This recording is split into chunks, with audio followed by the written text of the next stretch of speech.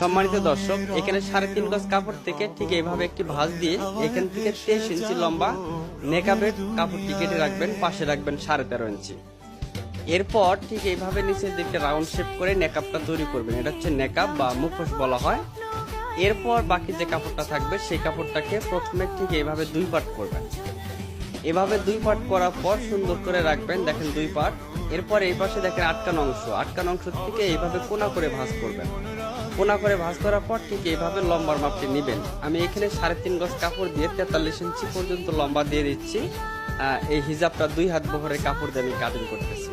লম্বার মাপটি নিয়ে ঠিক এইভাবে সুন্দর করে গোল করে রাউন্ড শেপটা দিবেন। এই 2 হাত বহরের কাপড় দিয়ে তৈরি করলে দেখেন এইখানে জয়েন করবে, তো এই সাইড থেকে কাপড় বের হবে। এই কাপড়টা ঠিক এইভাবে ভাঁজ করে এইভাবে রেখে এই জয়েন্টের কাপড়টা বের করে নেবেন, ঠিক আছে? আচ্ছা, এইভাবে আপনারা পিছন পাটে জয়েন দিবেন। হিজাবের কিন্তু জয়েন